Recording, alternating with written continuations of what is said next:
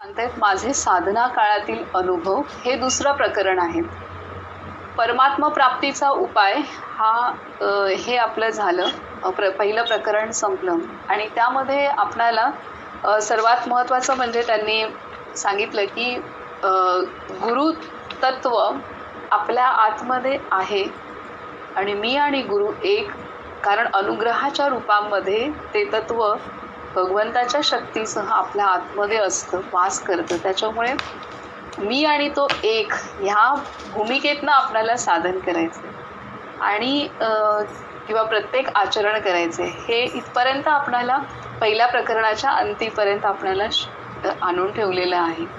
आता आपण पुढे पाहूया की माझे साधन काळातील अनुभव हे दुसरं प्रकरण आहे. आता इथं त्यांची दीक्षा होणार. दीक्षा सुरू झाल्यानंतर, दीक्षा दिल्यानंतर मग त्यांची साधना सुरू होते. तर काय काय आहे ते सगळं आता ह्यामध्ये आहे. आज आपण थोडंसंच वाचू, एक 15-20 मिनटं, आणि मग थांबू. महाराजांची वचनं ऐकून थांबू. थोडंसं दुसरं पण काम आहे. तर हे प्रकरण दुसरं आहे, माझं साधना काळातील अनुभव. सामान्यतः आपल्याला येणारी भगवत कृपा प्रसाद रूप अनुभूती गुप्त ठेवावी असा शास्त्र संकेत आहे. परंतु साधकांच्या हितासाठी माझे काही अनुभव येथे देत आहे. इथे पुढचा टॉपिक आहे दिव्य दीक्षा. आधी सांगितल्याप्रमाणे मी विधियुक्त गुरुपूजन गुरुध्यान करीतच होतो. एके दिवशी सायंकाळी मी भगवान नित्यानंदांच्या दर्शनाला गेलो होतो. दर्शन झाल्यावर गुरुदेव नेहमी म्हणत अब जाता. त्या दिवशी मात्र तसे विचारले नाही, म्हणून मी तेथेच मुक्कामाला राहिलो. श्री गुरु ध्यानाच्या परम आनंदात रात्र सरली. 15 ऑगस्ट 1947ची सकाळ उजाडली. तो शुभ अमृतमय दिव्य दिवस केवढे पुण्य आणि केवढे महाभाग्य घेऊन आला होता कुणाला ठाऊक. फार कालानंतर, अनेक जन्मानंतर उजाडलेला माझ्या आयुष्यातील तो सुदिन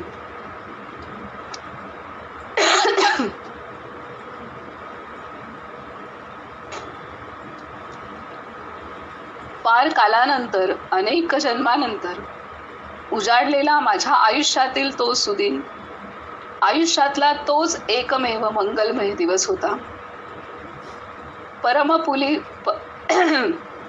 परमपुनीत एकच मिनिट.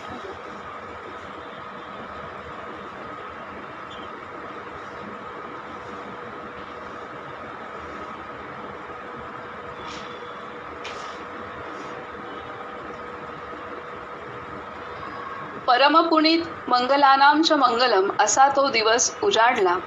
सूर्य किंचित वर आला होता. वातावरण शांत होते.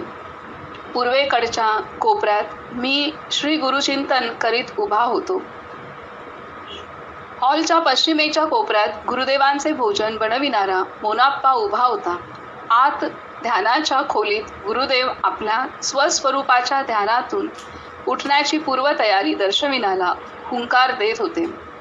थोड्या वेळाने गुरुदेव बाहेर आले. आज काही वेगळेच रूप दिसत होते. पूर्वी कधीही असे रूप दृष्टीस पडले नव्हते. एक सुंदर पादुकांची जोडी ते पायात घालीत आहेत असे मला दिसले. ते पुढे येत होते. पुढे येत, मागे जात, मधुर हास्य करीत, एकदा पलीकडच्या कोपऱ्यात जात आणि काही गुह्य मंत्र गाऊ लागत. माझ्यासमोर येऊन पुन्हा हास्य करीत, गाणे गात. त्यांनी एक शुभ्र शाल पांघरली होती. कमरेला फक्त लंगोटी आणि पायात पादुका होत्या. पुन्हा पुन्हा ते माझ्यासमोर येऊन हू असा शब्द करीत होते. असाच 1 तास निघून गेला. त्यानंतर गुरुदेव माझ्याजवळ आले आणि त्यांनी माझ्या सर्वांगाला आपले अंग घासले. आता इथे बाबा मुक्तानंद रोज रात्री तिथे थांबायचे. तर अब जाता असं म्हणायचे भगवान नित्यानंद. म्हणजे ते आदेश द्यायचे की आता तू म्हणजे जा असं. तर त्या दिवशी काही बोलले नाहीत ते, आणि त्यामुळे याचा अर्थ ते मुक्कामी थांबले तिथेच नित्यानंदांच्या इथे. आणि मग दुसऱ्या दिवशी पहाटे स्नान करून वगैरे सगळं, रात्रीला ध्यान करून, पहाटे गुरु ध्यान जे करत होते स्नान करून, ते सकाळी पुन्हा दर्शनाला भगवान नित्यानंदांच्या इथे गेले. तर इथे सगळं ते पादुका घालून ते इथे तिथे एरझाऱ्या करत होते, ते इथे देत आहेत. आणि कमरेला फक्त लंगोटी आणि पायात पादुका होत्या. पुन्हा पुन्हा ते माझ्यासमोर येऊन हू असा शब्द करीत होते. असाच 1 तास निघून गेला. त्यानंतर गुरुदेव माझ्याजवळ आले आणि त्यांनी माझ्या सर्वांगाला आपले अंग घासले. त्या स्पर्शाने मी आश्चर्यमुग्ध होऊन स्तब्ध झालो. समोर पश्चिमेकडे मुख करून मी उभा होतो. माझ्या शरीराला खेटून गुरुदेव पूर्वाभिमुख उभे होते. मी डोळे उघडून पाहू लागलो. शांभवी मुद्रेत पूर्ण उघडे असलेले गुरुदेवांचे नेत्र माझ्या नेत्रांशी भिडले होते. माझे शरीर शून्य होऊन गेले. डोळे बंद करता येईना, कारण त्यांची उघडझाप करण्याचे शक्ती स्वातंत्र्य माझ्यात राहिले नव्हते. गुरुदेवांच्या नेत्रांतील दिव्य तेजामुळे माझे डोळे पूर्ण स्थिर झाले. ही स्थिती थोडा वेळ राहिली. पुन्हा हुंकार रूपाने गुरुदेवांचा दिव्य शब्द कानी पडला. गुरुदेव 2 फूट मागे सरकले होते. मी थोडा भानावर आलो. हे घे, या खडावा घाल, असे म्हणून त्यांनी विचारले. माझ्या या खडावा तू घालशील? आश्चर्याने, आदरपूर्वक पण धैर्याने मी म्हणालो, गुरुदेव, या खडावा माझ्या पायात घालण्यासाठी नाहीत. मी जीवनभर पूजाव्या अशी यांची योग्यता आहे. मी पदर पसरतो. आपण कृपा करून या आपल्या पायांनीच त्यात घालाव्या. पूज्य गुरुदेवांनी ती गोष्ट मान्य केली. हू करत प्रथम आपला डावा पाय कडावासकट उचलून माझ्या पसरलेल्या झोळीत त्यांनी ती खडा ठेवली. नंतर तो पाय खाली ठेवून उजवा पाय उचलला आणि तीही खडा ठेवली. मग ते माझ्या समोर सरळ उभे राहिले. माझ्या डोळ्यांत पुन्हा एकदा दृष्टिपात केला. मी नीट सावधपणे पाहिले. त्यांच्या डोळ्यांच्या मध्यबिंदूमधून एक प्रकाश किरण माझ्या डोळ्यांत प्रवेश करीत होता. तो किरण उष्ण तेजयुक्त असून त्याचा दाहक ताप मला जाळीत जात होता.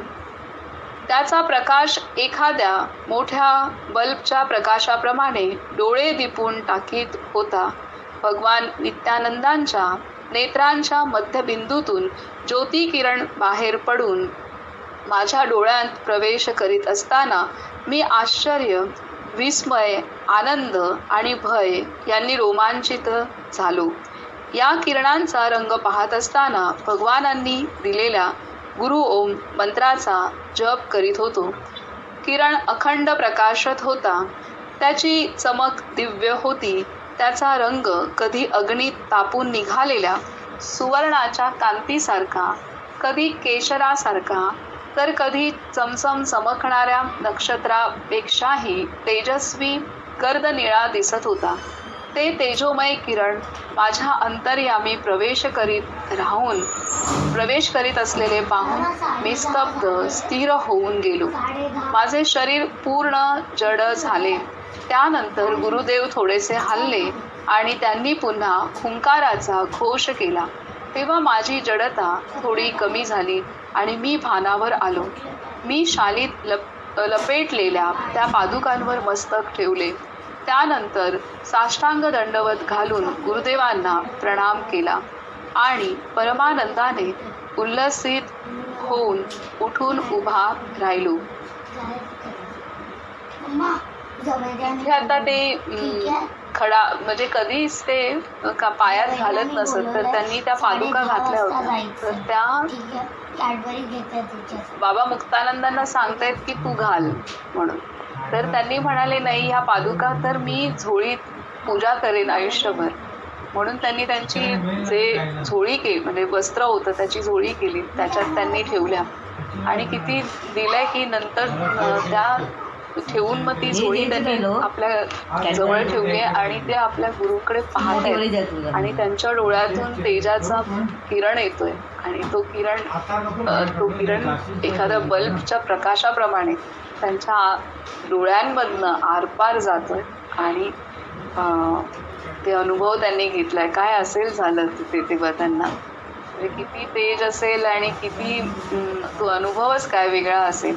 तर अशी ही दृष्टीतनं त्यांनी शक्ती दिलेली आहे त्यांना बाबा मुक्तानंदांना. आता ते पुढे म्हणतात, मी प्रेमाने हळूच म्हणालो आणि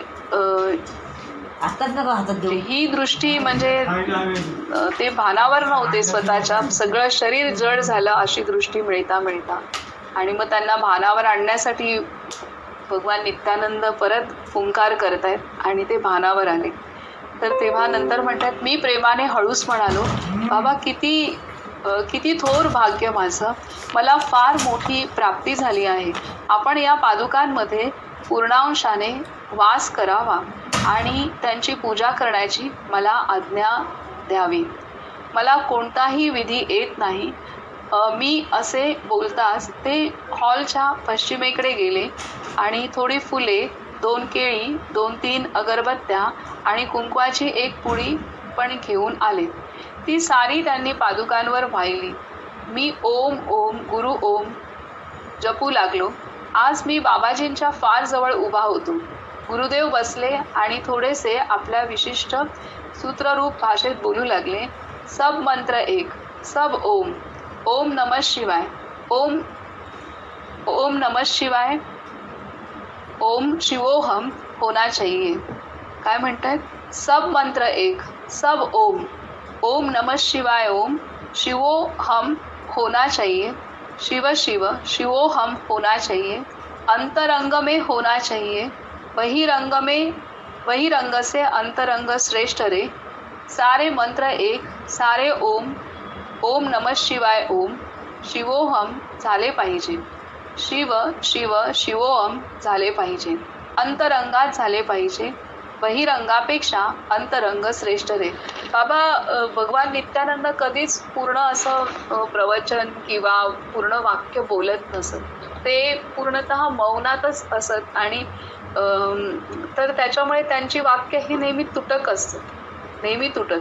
तर इथे त्यांनी दिलंय सगळेच मंत्र ओम आहेत. आता जे विविध संप्रदाय आहेत आपले, तर त्याच्यामध्ये आता निंबाळला जे नाम होतं ते प्रत्येकाला नाम वेगळं असतं, की आतून जे स्फुरण होतं, प्रत्येकाला आतून आवड असते, तर ते जे स्फुरण होतं तेच आपण समाधीवरती गुरुदेवाच्या समोर आपण ते घेतो.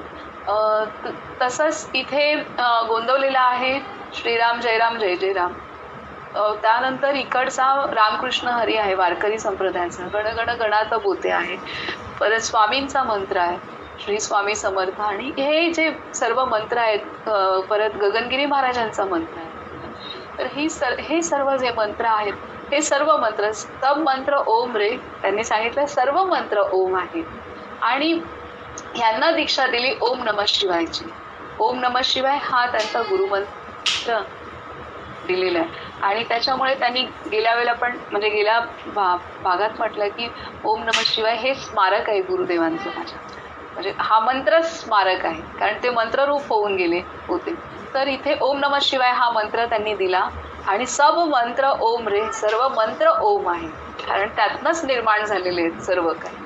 तर त्यामुळे आणि तिसरं त्यांनी सूत्र सांगितलं शिवोहम व्हायचं आहे. बहिरंग से अंतरंग श्रेष्ठ रे. बहिरंगापेक्षा अंतरंग श्रेष्ठ, आणि आपल्याला शिवोहम व्हायचं आहे. शिवोहम, तो शिव आणि मी एकच, हे व्हायचंय, शिवोहम व्हायचंय. आणि असं करत त्यांना 3 सूत्र दिली, 3 गोष्टी सांगितल्या तत्व, की सर्व मंत्र ओम आहे. त्यानंतर ओम नमः शिवाय हा मंत्र दिला त्यांना, त्यांचा हा मंत्र साधनेसाठी. आणि तिसरं म्हणजे शिवोहम व्हायचंय, म्हणजे तो आणि तू एकच, हे व्हायचंय. आता सांगतायत पुढे. नंतर बाबाजी हू म्हणून आत निघून गेले. इथे सांगतायत सारे मंत्र एक, सारे ओम, ओम नमः शिवाय, ओम शिवोहम झाले पाहिजे. शिव शिव शिवोहम झाले पाहिजे, अंतरंगात झाले पाहिजे. बहिरंगापेक्षा अंतरंग श्रेष्ठ रे. अंतरंगात झाले पाहिजे, अंतरंगात झाले पाहिजे. आपल्याला बाहेर भगवंत बघता येतो, आता अंतरंगात झालं पाहिजे, अंतरंगात झालं पाहिजे, आपल्या अंतरी झालं पाहिजे. आणि आपल्या अंतरी आपण बघू शकू तेव्हा सगळ्यांच्या अंतरी बघू शकू. आपण आता वरवरचं बघतो, हा सगळीकडे परमेश्वर, पण आपल्या अंतरी तो अनुभवला पहिला पाहिजे. तर इथे अंतरंग श्रेष्ठ रे. नंतर बाबाजी हू म्हणून आत निघून गेले. त्यांच्या हुंकारात अनेक प्रकारचे इशारे देणारे मंत्रध्वनी भरलेले असत. जेव्हा ते हू म्हणून मान फिरवून इशारा करीत तेव्हा मी तिथून निघून जात असे. परंतु अजून तसा इशारा केला नव्हता, म्हणून मी तेथेच उभा राहिलो. भगवान आतून बाहेर आले. त्यांच्या हातात एक निळ्या रंगाची शाल होती, ती त्यांनी माझ्या अंगावर घातली. माझे फार मोठे सौभाग्य. प्रातःकाळापासून आतापर्यंत एकामागून एक महाप्रसाद मिळत गेला होता. त्यानंतर भगवान घाईघाईने स्वयंपाकघरात गेले. तिथे मोनप्पा कच्च्या केळ्यांची भजी बनवून एका थाळीत ठेवत होता. दोन्ही हातांची ओंजळ भरून त्यातली भजी भगवानांनी उचलली आणि माझ्या ज्या झोळीत गुरु पादुका होत्या त्याच झोळीत ठेवली. शेवटी मोठ्या आनंदित मुद्रेने हू म्हणून त्यांनी मला जाण्याचा इशारा केला. अशा पद्धतीने त्यांनी पादुका स्वतःच म्हणजे पायांनी उचलून त्यांनी त्या झोळीमध्ये टाकल्या. त्यानंतर कशी पूजा करायची मला माहीत नाही, बाबा मुक्तानंद सांगतायत. तर त्यांनी फुलं आणली, स्वतःच 2 केळी आणली आणि कुंकूही आणलं आणि पूजा स्वतःच केली. आणि त्यानंतर आता नैवेद्य दाखवला पाहिजे, तर तिथे कच्च्या केळीची भजी त्यांनी त्या पादुकांवरती हे केली आणि त्यांना बाबा मुक्तानंदांच्या अंगावरती शाल पण ओढवली. तर हे सर्व त्यांनी केलं. तर बाबा मुक्तानंद म्हणतात पुढे, किती महान सुमंगल दिन, किती महान पुण्यकाळ होता तो. बाहेर येता येताच माझ्या भाग्याला धन्यवाद देत मी म्हणालो, वा वा, या क्षणी माझे कोणते पुण्य फळाला येत आहे, कोणत्या महान अदृष्टाचे फलस्वरूप म्हणून हा योग मला लाभला आहे. मी आश्चर्यात बुडून गेलो, कारण असे काही घडू शकेल असे स्वप्नात देखील वाटले नव्हते. श्री गुरूंच्या पादुका मिळणे माझ्यासारख्याला दुर्लभ होते, कारण त्यावेळी भगवान नित्यानंदांचे मोठे मोठे भक्त होते. सारे फार जुने भक्त होते, त्यात वृद्धही होते आणि मोठे मोठे व्यापारीही होते. ते सर्वजण स्वतःला उच्च साधक, अनुभवी आणि भगवानांचे सर्वात जवळचे भक्त समजत होते. त्या मानाने मी एक साधारण अपरिचित नवा मनुष्य होतो. माझी काही विशेष साधना नव्हती किंवा प्राप्तीही नव्हती. घरदार नव्हते की व्यापार नव्हता. एखाद्या दरिद्र्यासारखी माझी अवस्था होती. त्यामुळे त्या दिवशीची घटना म्हणजे माझ्या बाबतीत घडलेली मोठी भाग्याची गोष्ट होती. माझे गुरुदेव परम अवधूत होते. ते नेहमीच जगभर अनवाणी इथे देत आहेत की मला एवढं भाग्य मिळालं. मी तर नवीन होतो आणि खूप मोठे मोठे साधक होते आणि मला हे भाग्य मिळालं की त्यांच्या पादुका पूर्ण शक्तीनिशी मला मिळालं. तर पुढे म्हणतात, माझे गुरुदेव परम अवधूत होते. ते नेहमीच जगभर अनवाणी फिरत असत. त्यांनी आज आपल्या सुर नर पूजित अघनाशक योग ज्ञानदात्या पद कमलात पादुका घातल्या. माझे गुरुदेव परम अवधूत होते. ते नेहमी जगभर अनवाणी फिरायचे. कधी पादुका घालत नव्हते, ते अनवाणी फिरायचे. पण आज त्यांनी आपल्या सुरनर पूजित अघनाशक योग ज्ञानदात्या पदकमलात पादुका घातल्या. त्यानंतर फिरत फिरत माझ्या समोर येऊन आपलेच पाय उंचावून त्या माझ्या झोळीत घातल्या. माझा ताप मिटला, पाप नष्ट झाले, जनन मरण संपले आणि अविद्येचा पडदा दूर झाला. किती महनीय घटना. नित्यानंद अवधूत सामान्यतः असा प्रत्यक्ष अनुग्रह करीत नसत. ते अलक्ष मुद्रांद्वारे किंवा अलक्ष क्रियांद्वारे अनुग्रह देत असत. त्यांनी मला पादुका देणे ही अगदी अघटित घटना घडली होती. त्या स्वतः हाताने नव्हे तर सरळ पाय उंचावून माझ्या भिक्षेच्या रिकाम्या चोळीत टाकल्या होत्या. त्यांनी कधीही पादुका घातल्या नव्हत्या. त्यांनी पादुका घालून त्या स्वतः हाताने नव्हे तर सरळ पाय उचलून माझ्या भिक्षेच्या रिकाम्या झोळीत टाकल्या होत्या. इतकेच नव्हे तर जे कधी कुणाचे मुखावलोकन करीत नसत किंवा कधी पाहिलेच तर इकडे तिकडे बघत राहत, त्यांनी आज तर जणू काही माझे तोंड पूर्वी कधी पाहिलेच नसावे अशा रीतीने परशैवी शांभवी मुद्रेने आपल्या पूर्णोन्मिलित नेत्रांनी माझ्या डोळ्यांत पाहिले आणि सिद्धिप्रद दिव्यचिती किरणांसह माझ्या अंतरात प्रवेश केला. ते किरण पाहता पाहता कंप, अश्रुधारा, स्तब्धता, क्षणभर तटस्थता आणि परमानंद यांचा अनुभव मला आला. अशा प्रकारे त्यांनी दिव्य दीक्षा दिली. मग मला जवळ बोलावले. कित्येक कोसांवर राहणाऱ्या माझ्यासारख्या एका गरीब साधूला भगवंताच्या समीप जाण्याची संधी आजच मिळाली. नाहीतर एका असहाय्य परक्या मनुष्याला भगवंताच्या इतक्या जवळ बसायला मिळावे एवढे कुठले माझे भाग्य. माझी सोमवारची व्रते, थोडासा शिवनामाचा जप वगैरे साधना अल्प स्वल्प असूनही माझ्या आराध्य परशिवाने आपल्या आशुतोष या नावाला खरोखरीच अनुरूप असे महान फळ आज मला दिले होते. एका कवीने आपल्या काव्यात शिवाच्या दातृत्वाबद्दल जे लिहिले आहे ते माझ्या बाबतीत फलद्रूप झाले होते. ते म्हणाले, धन्य धन्य तो लिहितो, धन्य धन्य भोलेनाथ, आप बाट दिया सब जग, एक पल में तेरे समदाता नहीं और कहीं जग में. आता इथे भगवान नित्यानंदांचं विशेषतः सांगतायत की ते कधी समोर डोळ्यात डोळे घालून कोणाला बघत नसत. कारण ते सतत त्यांची जी दृष्टी होती ती अर्धोन्मिलित असायची. म्हणजे पूर्ण डोळे पण उघडायचे नाहीत तेच, कारण ते सतत अवधूत अवस्था, सतत ध्यानमग्न अवस्था, अशा अवस्थेत ते होते. परंतु त्या दिवशी त्यांनी पहिल्यांदा समोर बाबा मुक्तानंदांना पाहिलं आणि हे सर्व त्यांना पादुका दिल्या, पादुकांची पूजा स्वतः केली आणि प्रसाद दिला. त्यानंतर हे त्यांना शाल पण ओढवली. हे सर्व त्यांना करवलं आणि त्या दृष्टीतनं त्यांनी पूर्णतः शक्ती, भगवंताची शक्ती, पूर्ण शक्ती दृष्टीतनं त्यांनी त्यांच्या आतमध्ये प्रवेश केली. म्हणून बाबा मुक्तानंद सांगतायत ना की अनुग्रहाच्या रूपाने गुरु शक्ती आतमध्ये प्रवेश करतो, त्याची शक्ती आतमध्ये प्रवेश होते हे सांगतात. आता हे सदेह भाग्य होतं त्यांना, बाबा मुक्तानंदांना, की त्यांचे गुरु हे सदेही त्या वास करत होते. त्यामुळे त्यांनी हे अनुभवलं. आणि इथे महत्त्वाची गोष्ट सांगतायत की असा अनुग्रह डायरेक्ट असा कधीच केला नव्हता भगवान नित्यानंदांनी. ते अनुग्रह द्यायचे तर अशा काही मुद्रांद्वारे देत होते किंवा काही असतील, आता मुद्रा म्हणजे हावभाव म्हणा किंवा काही खाणा खुणा इशाऱ्या ते देत होते.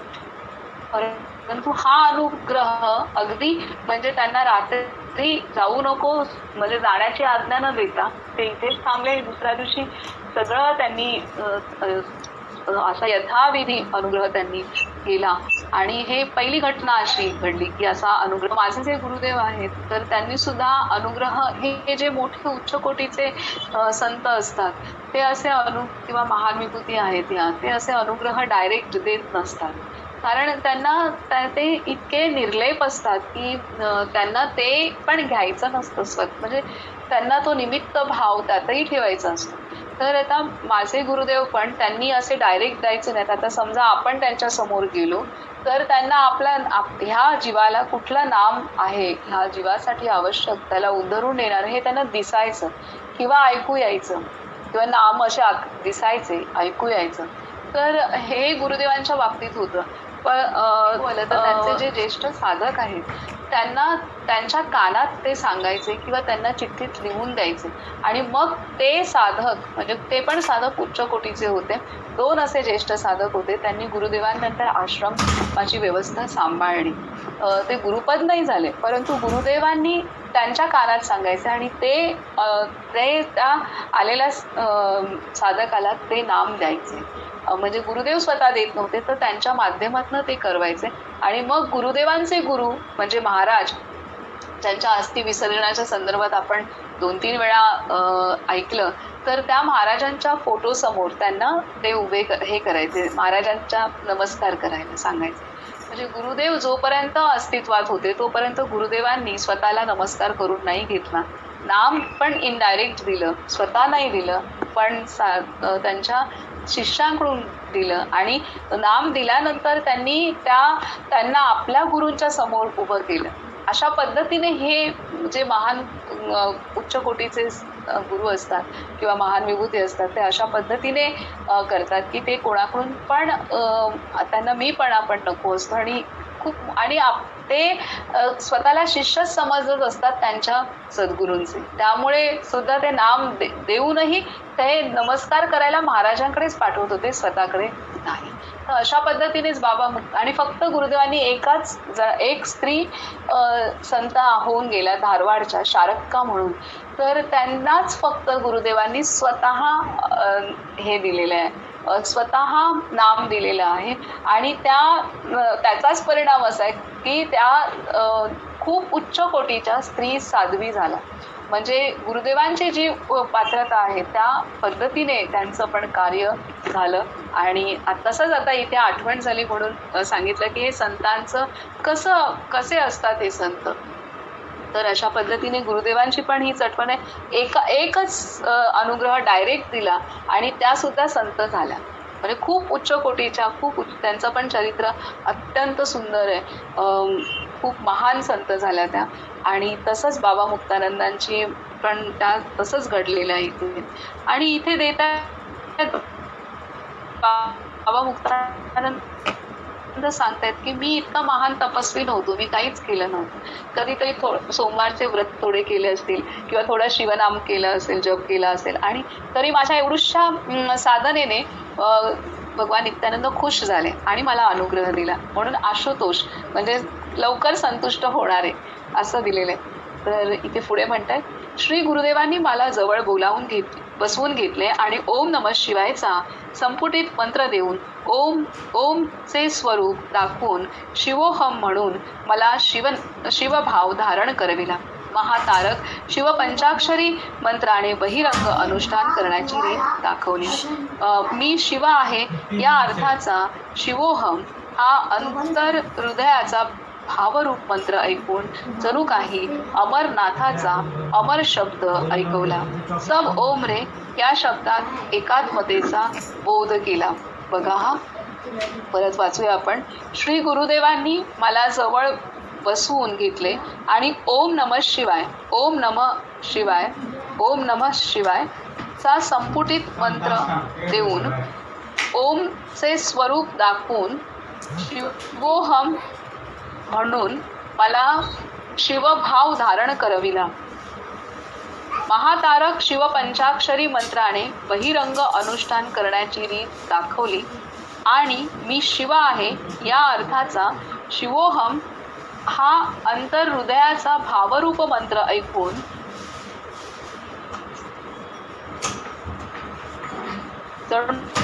रे या शब्दात एकात्मतेचा बोध केला. इथले 3 मुद्दे. ओम नमः शिवाय हा बाबा मुक्तानंदांसाठी मंत्र त्यांनी दिला. हा त्यांना साधनेसाठी मंत्र दिलेला आहे. ओम नमः शिवाय जसं आता महाराजांचा श्रीराम जय राम जय जय राम, गोंदवलेकर महाराजांचा, तसं या भगवान नित्यानंदांनी ओम नमः शिवाय हा मंत्र साधनेसाठी दिला. दुसरं त्यांना सांगितलं शिवोहम. शिवोहम हा मंत्र साधना करायला नव्हता, तर शिवोहम या मंत्राचा अर्थ काय आहे की मी तो आहे. मी तो शिव आहे. आणि तो शिवभाव आतमध्ये धारण करायची अंतरंग साधना. आतमध्ये तो शिवभाव धारण कर आणि मग तू साधन कर. तो मी आहे